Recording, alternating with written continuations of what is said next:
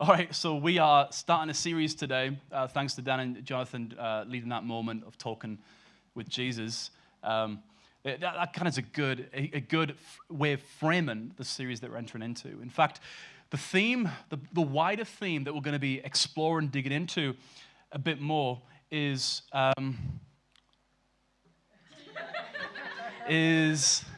faith. And we're really believing over the next 8 weeks or so that God's just going to really be strengthening people's faith, deepening people's faith. Maybe He's maturing people's faith a bit more over this next 8 weeks. We're going to be in the book of Habakkuk for 3 weeks, including today, and then we're going to be in Luke 7, looking at what Jesus has to teach and demonstrate about faith. And so just giving you a sense of where we're going over the beginning of the summer months and what weather we've had. We've had great weather over the last 24 hours, particularly over the last week, and that's going to apparently continue according to the weatherman, if you believe them. So we're going to dive into the book of Habakkuk today, and giving you a bit of a sense of actually who Habakkuk is, what Habakkuk's doing when he's writing this book, and where it kind of fits into the story of the scriptures and the story of Jesus. Habakkuk might sound to you like some type of ancient Japanese cuisine, or whatever comes to mind when you think of Habakkuk. I'm aware that some people here today maybe haven't heard of the book of Habakkuk. It's in the Bible, by the way. It's not kind of this off-the-wall kind of extra revelation or something that people find. It's in the Old Testament. It's in a category called the minor prophets. And minor in length, but not minor in message, is a way of understanding that. The reason it's called minor is because they're relatively short, compared to Isaiah or Jeremiah, etc. So it's in the Old Testament. In fact, here's a timeline of where Habakkuk fits in the storyline of the scripture. If you have that timeline, that would be great. There it is. So we have creation, the fall, Genesis 1 to 3, and you got the beginning of the story of Israel in the calling of Abraham. And then you have Habakkuk. Habakkuk is here in between the story of Israel and redemption.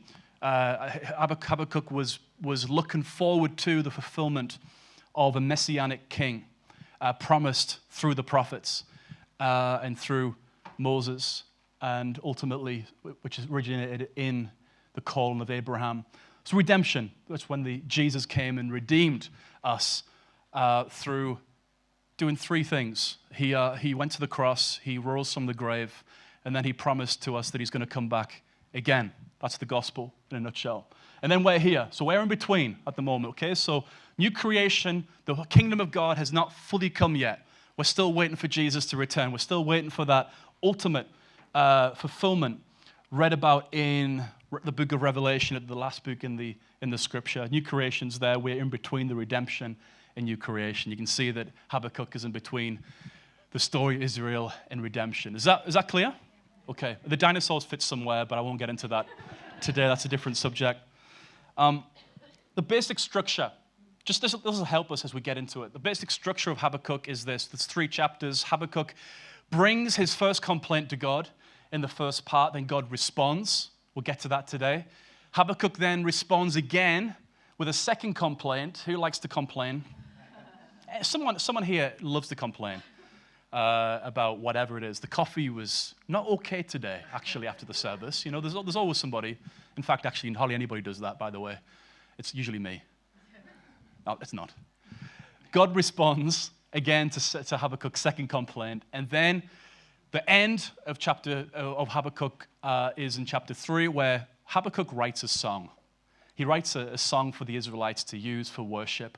See, Habakkuk was according to most commentators would agree, he was a temple prophet. He was a singing prophet, which I don't know what that looked like on everyday basis, whether he was, leaving the Jewish Starbucks of the time, and everyone would he would just start singing and prophesying and through melody, and people would just follow along, hold the hips of Habakkuk, doing the Macarena or something. I don't know what that looks like. But he was a singing prophet, and we'll get to that in our series over the next few weeks. Habakkuk 1, verse 1 to 5. Here's what it says. The oracle that Habakkuk the prophet saw. Then here is the first complaint. You complainers, you negative people, will love this today, because we're going to get into some complaining stuff. Because Habakkuk complains. He says this, "O Lord, how long shall I cry for help? and you will not hear, or cry to you violence, and you will not save. Why do you make me see iniquity? And why do you idly look at wrong? Destruction and violence are before me. Strife and contention arise. Verse 4. So the law given through Moses, the old covenant, the law is paralyzed. It's not working, in other words, like it should be working. And justice never goes forth. For the wicked surround the righteous, so justice goes forth perverted. And then in verse 5, the Lord answers. And this is the last verse in our reading today. God says this, look among the nations and see and wonder and be astounded. For I am doing a work in your days that you would not believe if told. For I am doing a work in your days that you would not believe if I told. For week 1 of our Habakkuk series, a faith that works when life doesn't, is number 1, is this title. That's not number 1. I'll get to number 1 in a second. This is this title, Honest Faith. Honest faith. You ever had a conversation, maybe you had a conversation this week and somebody turned to you, maybe it's your wife or your husband or whosoever, your friend, turned to you and said to you, can I just be honest for a moment? Can I just be honest for a moment? And you're thinking to yourself, we've been married 10 years. Has the whole thing been a joke? Has the whole thing been kind of like a long April Fool's Day or something like that? Kind of joke, like, is the whole thing a facade? Is this the only time you're going to be honest with me? Honesty, can I be honest with you for a moment, is part of what we say in everyday speech. I wonder today whether I have anybody with me, just like myself, who has ever hidden something in your life that you knew that you should have handled instantly. Have you ever hidden something that you know the right thing to do was to handle it? We've all done this, haven't we? When I was 14, I was living with my parents, as is the custom. And when I was 14, I got married in 13, I might have been 15, but it sounds like a 14-year-old version of me. That's exactly what it sounds like, because I was given lunch, and the lunch was kind of a medium. Have you ever had like a really disappointing lunch that your mom made you? It was just really disappointing. I was expecting like steak and chips. She presented me on a plate, egg sandwich. An egg sandwich. That don't you like despise the person on an airplane or in a kind of a lift? I don't think anybody actually does this, but in a close kind of confined space where somebody opens a egg sandwich from Asda. Don't you just despise that person? I bet we've got some egg sandwich people here today. But my mother gave me an egg sandwich, and I didn't want to eat it, I've got to be honest. I went to the biscuit tin and just satisfied myself with a whatever it was in the biscuit tin. And 2 or 3 weeks later, she was like, there's a smell in here. There's a smell in your bedroom. Now, I'm 14. The 14-year-old boys have lots of smells. So, I wasn't surprised. I get used to it, kind of thing. I started to think, oh dear, I hid my egg sandwich under the bed in a box that used to have rollerblades in them. And I hid my egg sandwich away. Oh, and I was thinking, I know exactly what it is. I went under the bed. In fact, my mother did. Went under the bed. She pulled the bag out with egg sandwich on the side with maggots. It had holes in the bag. It had maggots. It stunk. You do not want to see what happens to an egg sandwich after 3 weeks. And it was the summertime. So you've got kind of like humility in the mix as well. I haven't got any aircon in the room. So it was a terrible, who has aircon in their room, in the bedroom?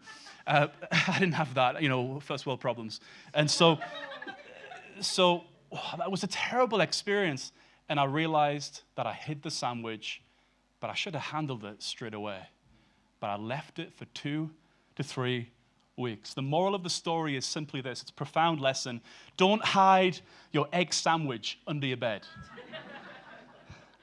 But can I phrase this question? What egg sandwiches do you have under your bed in your life? Can I move it away from the metaphor of egg sandwich, of a rotten egg sandwich, because that's not a very good picture, And let me rephrase this question this way. What issues have you chosen to ignore that God is maybe inviting you today to handle with his help? What issues have you chosen at one particular moment in your life to ignore and not face? That God, by his Spirit and his word today, is inviting you, encouraging you to bring that issue to him so you can handle it with his help. During the time of Habakkuk, 600 years or so before the arrival of Jesus, the people of God were experiencing a crisis, an existential crisis. There was moral decline, spiritual decline.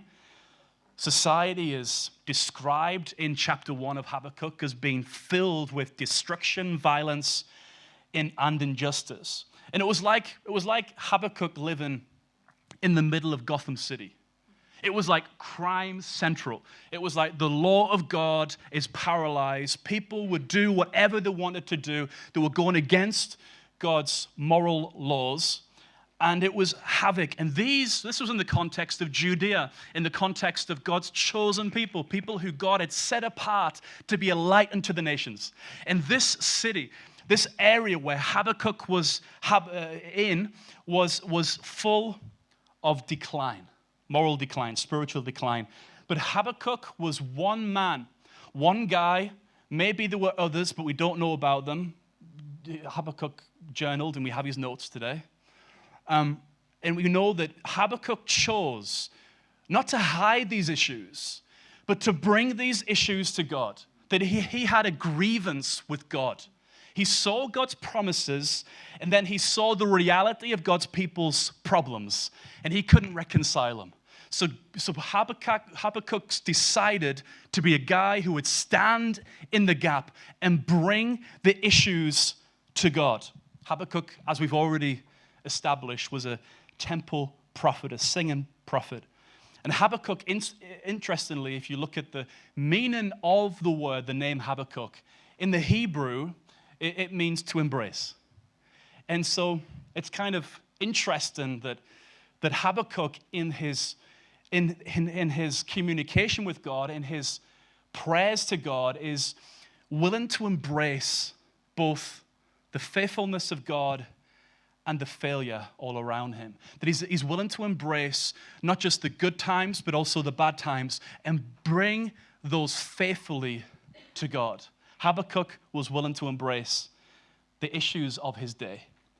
See, the starting place of genuine faith is gut-level honesty.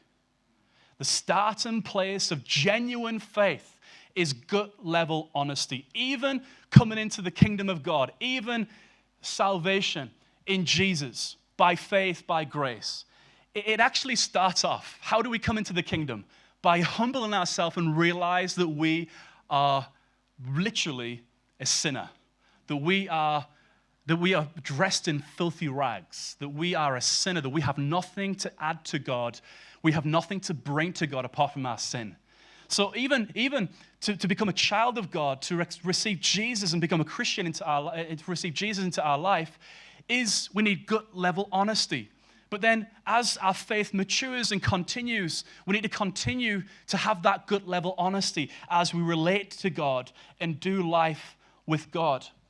Habakkuk had 2 complaints, 2 grievances that he brought, and we can read them in the book of Habakkuk. The first one is in chapter 1, and the second one is also in chapter 1. So Habakkuk was quite hasty to get to his complaints.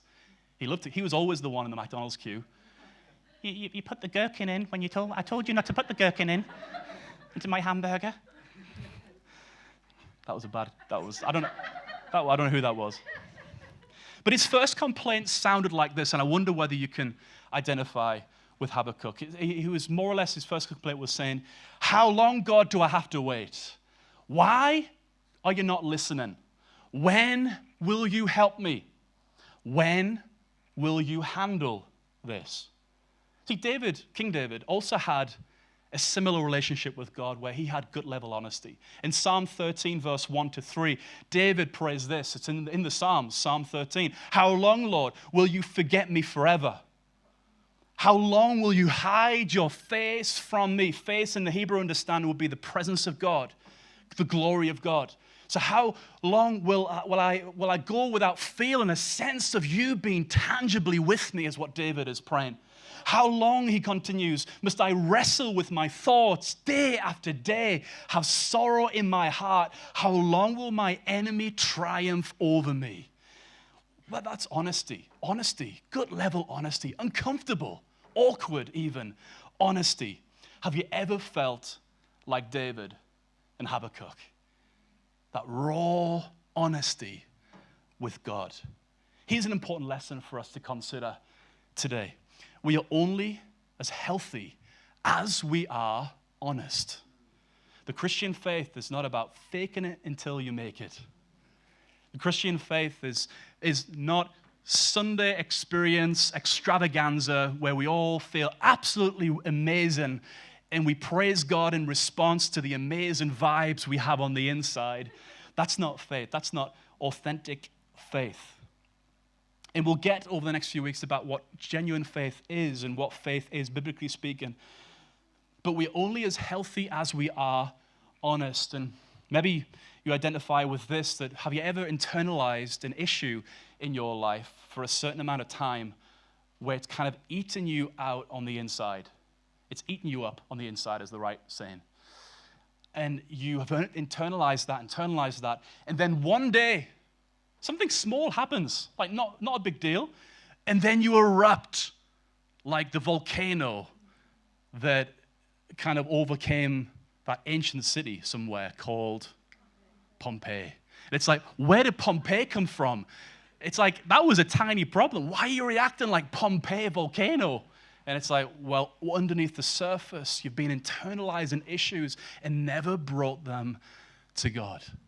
So what Habakkuk teaches us is that we can't handle some stuff, that we can't fix some stuff, but we can bring them to God. We can bring them to God. Be honest with God. He's not going to nuke you. He's not going to press the big nuclear button. He wants and invites us to bring our issues to him. Just a quick Bible fact. Who likes Bible facts? Like nerd moment for a moment. There's 42 individual psalms in the genre of lament. Lament's kind of like an ancient way of saying emo. Like just emo. People who just like depressing stuff, right? And in the Psalms, there's 42 individual songs of lament. And then there's, on top of that, 16 communal psalms of lament. And so that's 58 lament psalms in the book of Psalms out of 150. That's an awful lot of lamentation. See, Habakkuk understood that lamenting accomplishes things that Netflix and TV binging, whatever that might be, and a pint of Ben & Jerry's can't fix. There's some things that can only be fixed within us if we learn to bring our vulnerabilities and our issues to God. See, lamenting is choosing to face it and feel it until Jesus finishes it. For Habakkuk, he couldn't handle this. He could not fix the problem. Like, it was unrest and decline on a huge scale. And Habakkuk, as a temple prophet, could not fix the problem. He can't blue tack the problem away. He can't just fix it with a quick prayer and a quick raising of the hand. That he had to submit to the reality that he could not fix some things, but he still chose to face it. See, only Jesus can fix some things in us. Only Jesus can fix the sin issue in our life. Only Jesus can sometimes fix that old nature within us. But here's the key. Don't hide from the presence of Jesus. You might still have doubts. You might still have grievances. You might still have worries and concerns and anxieties. You might still sometimes struggle with sin. Who knows the reality of that? But bring them to Jesus. Bring them to the great God who can handle. What you can't handle, God can handle. Here's why this really matters. Here's why honest faith really matters. when I put a lid on my issues will put a lid on me. The issues that we hide underneath our bed. All of us have rotten egg sandwiches. Those rotten egg sandwiches under our bed, those things that we're not processing in God's presence, we're hiding them away and pretending that did not happen. We're hiding them away and pretending that that did not really happen. But God's saying, I need you to take the lid off, and I want you to be honest with me. I want you to be honest about your emotions. I want to be honest about your sin. I want you to be honest about your grievances. I want you to be honest about what you're going through. Otherwise, my issues will put a lid on me. And we won't be able to be a witness for Christ in the fullness of what we could be. We'll be held back from the purpose and the fullness of God's calling for our life. Why? Not because we have issues. All of us have issues. I'm sure there's a song written about 8 years ago that went a bit like this. I've got issues. That's the only lyric I know. I've got issues, but you've got them too. That's the only 2 lyrics I know. But those issues will limit us and will put a cap on our capacity to serve God if we don't learn to take the lid off, to let God in and lament and face it until Jesus fixes it. First question, what would you say if you were really honest with God? What would you say? God, I just don't think this is fair. I don't like how that happened. I don't want to do that that's in your word. What about if we were honest? Second question is, what would we discover if we were totally honest with God? And here's what Habakkuk has for us. You see, as Habakkuk opened up to God, God opened up to Habakkuk. Let us personalize this. As we open up to God, God will open up to us. When we speak to Jesus, Jesus will begin to speak back to us. But if we're hiding away and we're self-sufficient, full of pride, I can work this out, I can handle this, that's not really an issue. You know, the society's different to when the Bible was written. You know, that's different now. I don't have to honor God in that particular area of my life. I can live the way that I want, and I can still be a Christian. Yeah, let's see what happens. Because all you're doing is you're allowing your issues to get in the way of your intimacy with Jesus. But Jesus never says that we can't come to him because we have issues. The invitation of Jesus in Matthew 11, verse 28 is to come to me, all who are weary and burdened, and I will give you rest.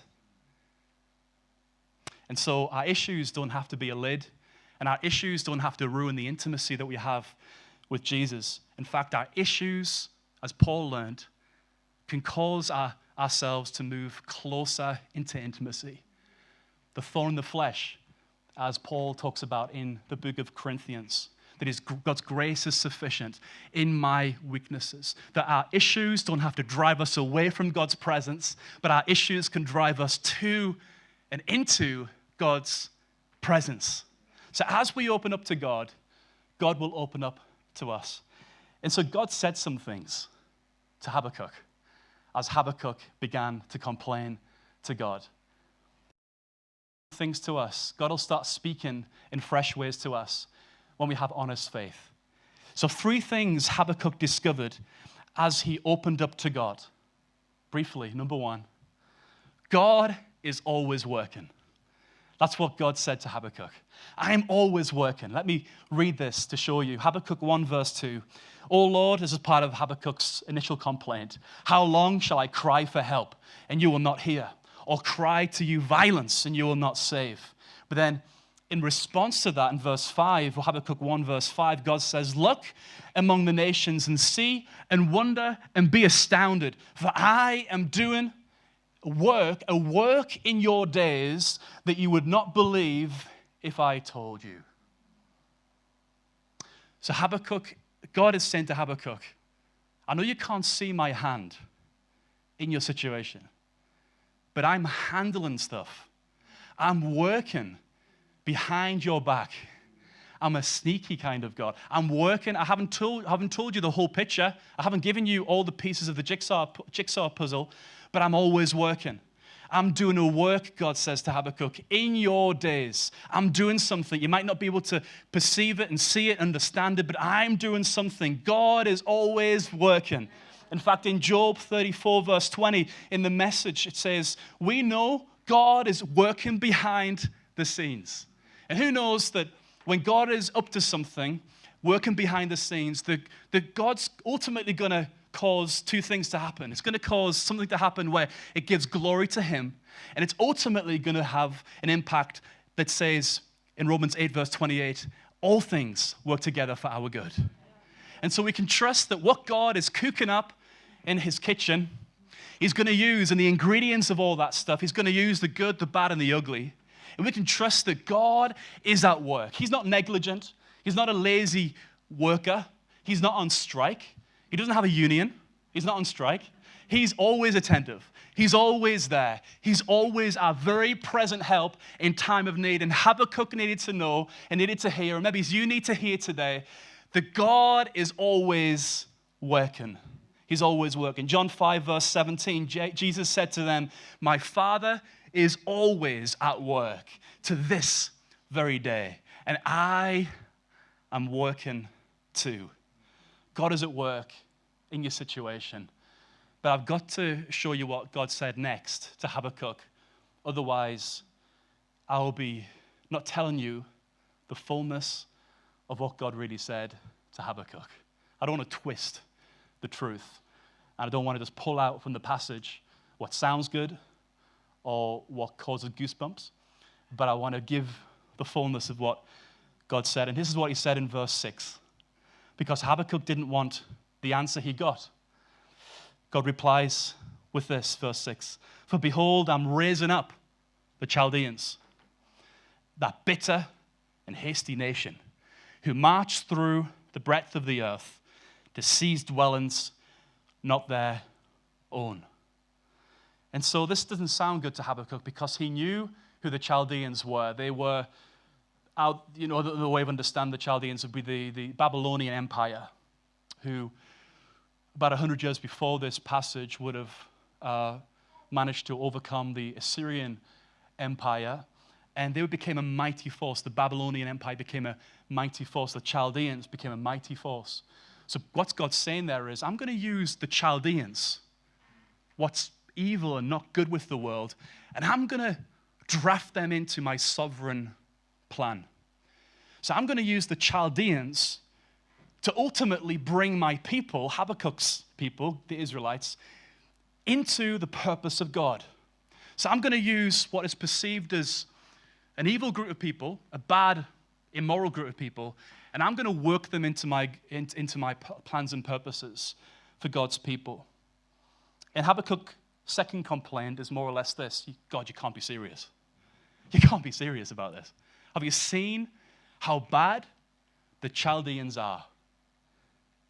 And then he says this in chapter 1, verse 12a.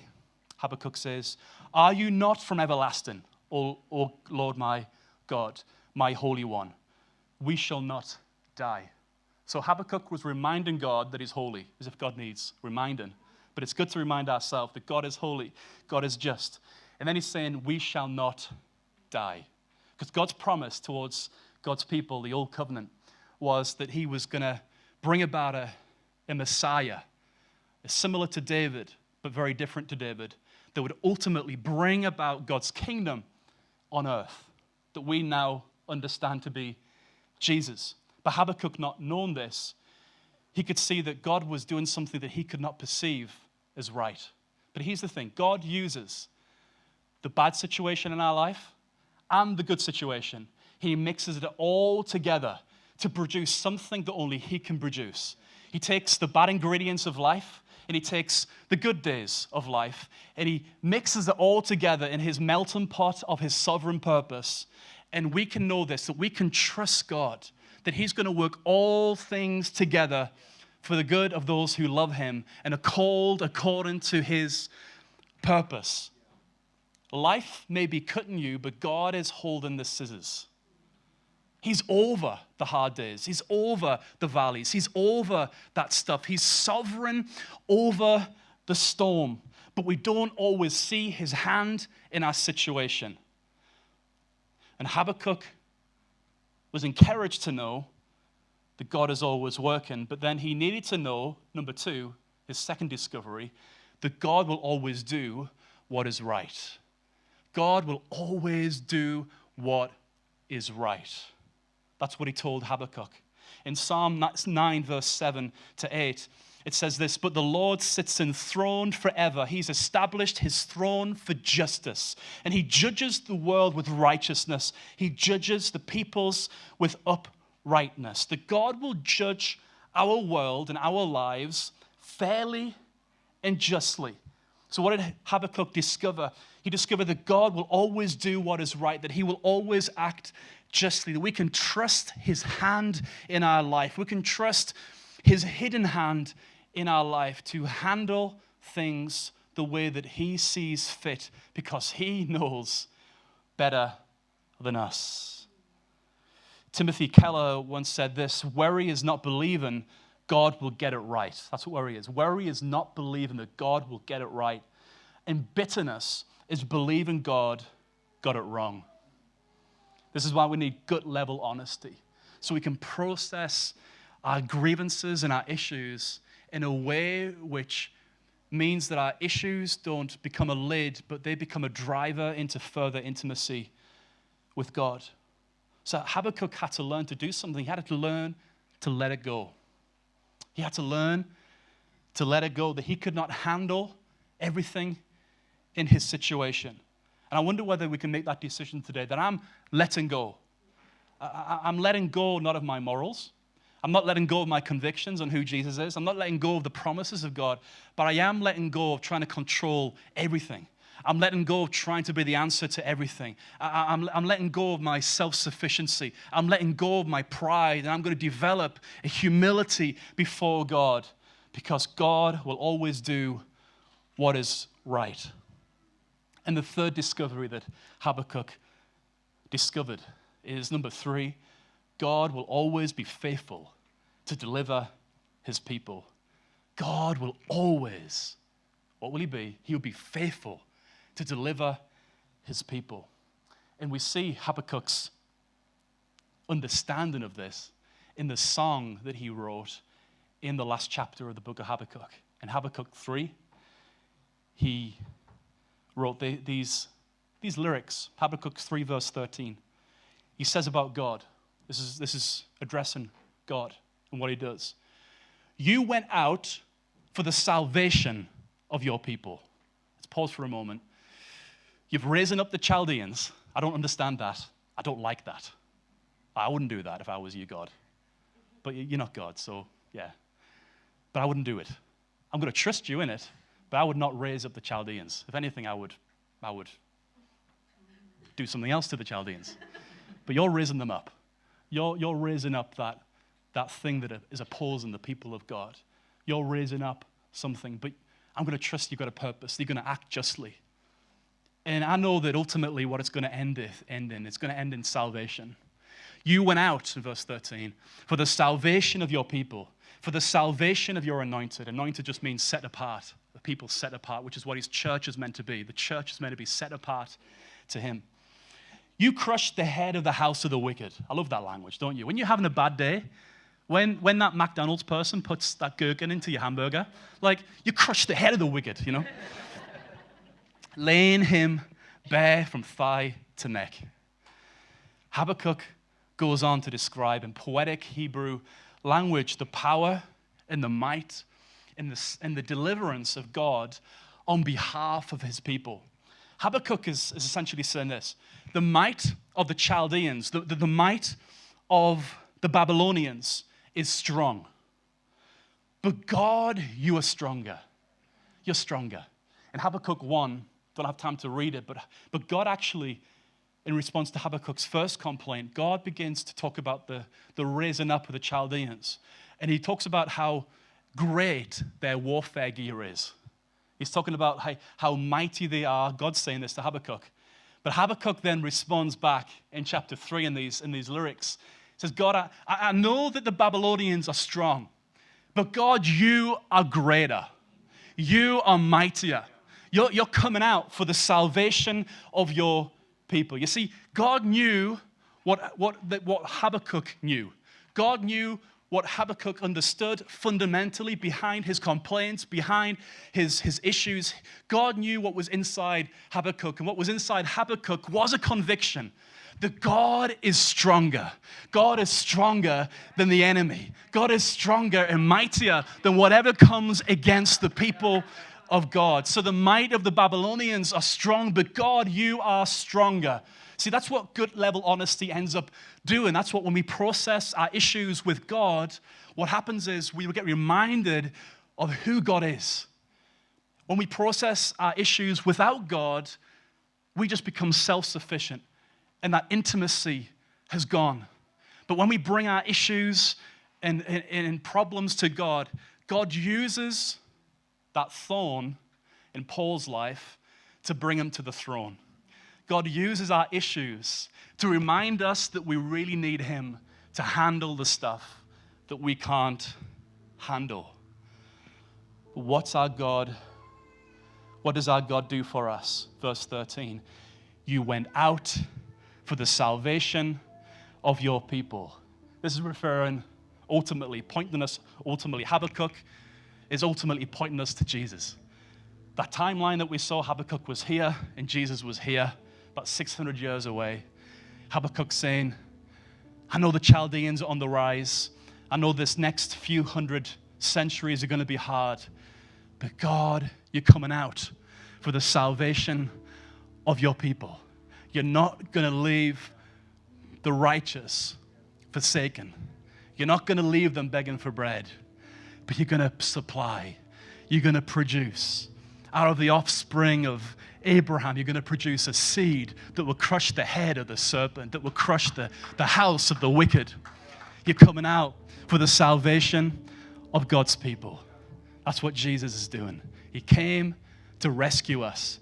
He came to take that which made us captive and a slave and dead in our trespasses and sins, and he made us alive, spiritually alive, so that we can now know that intimacy with the Father, that we can have a deposit known as the deposit of the Holy Spirit that seals us into the day of redemption, that cries out, Abba, Father, that we know who we are, we know whose we are, and God will always be faithful to deliver his people.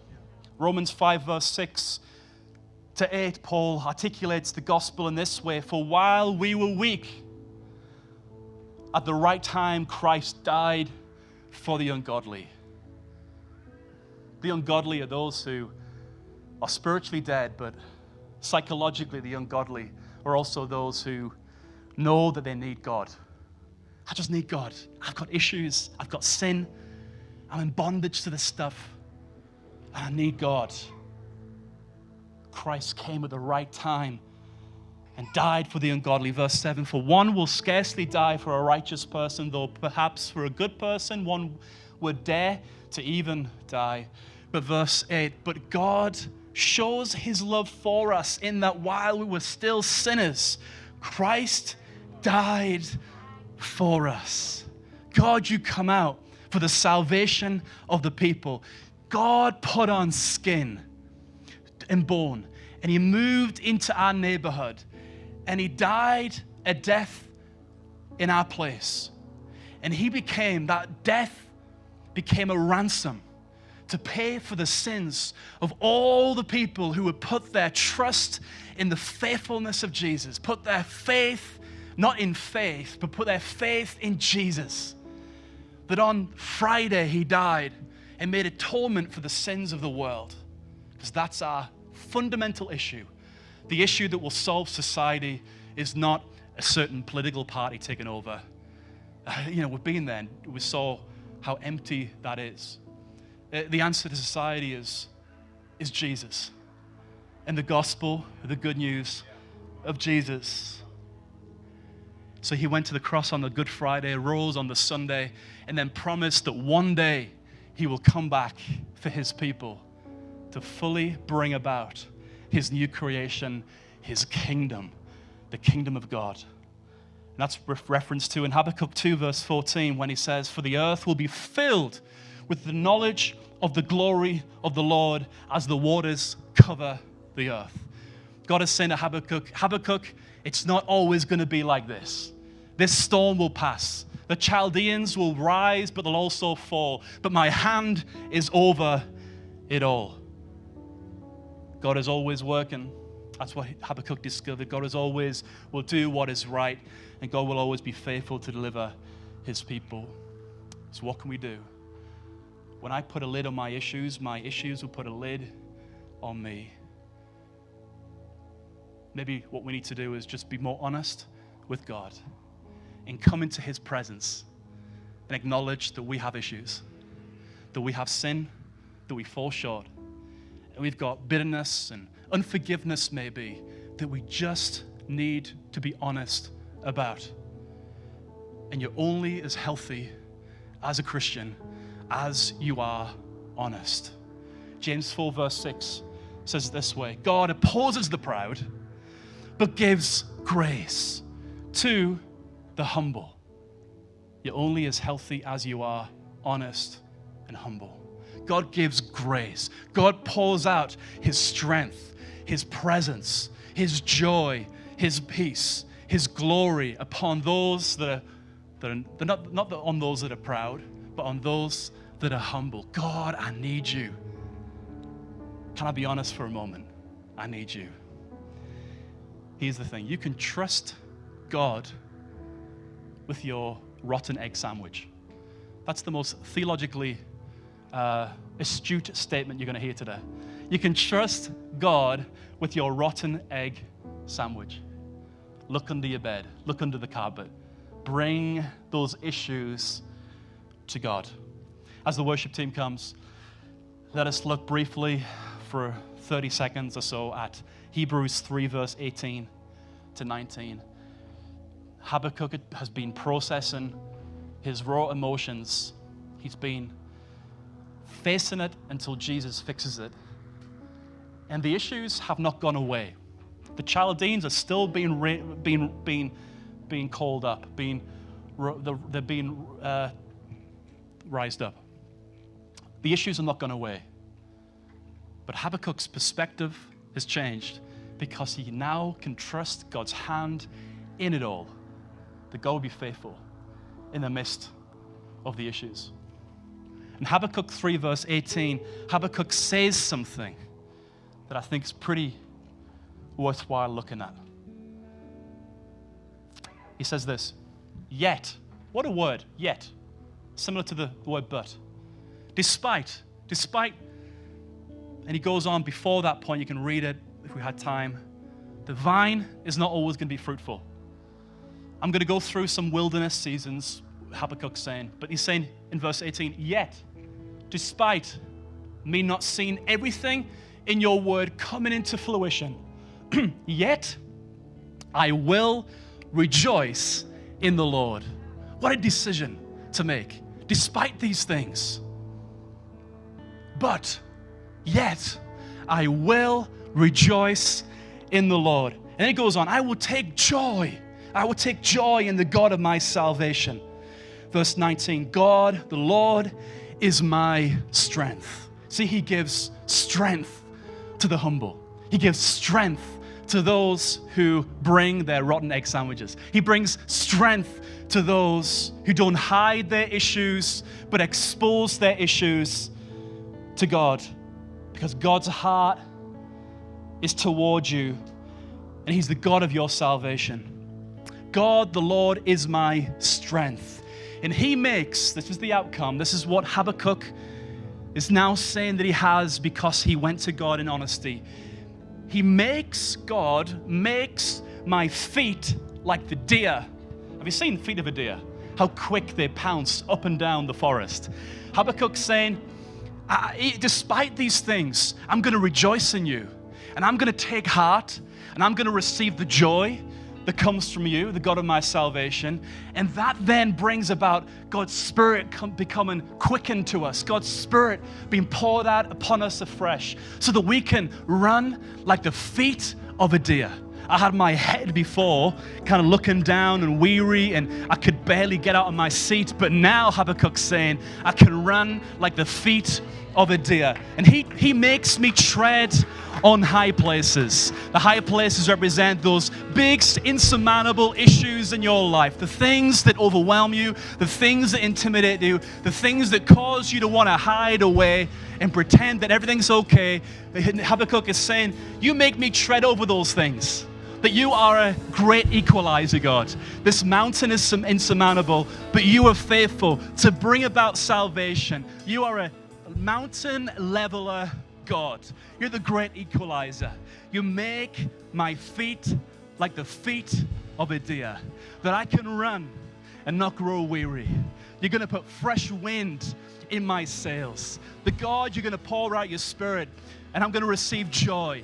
And it all comes from the decision, yet I will rejoice, yet I will praise.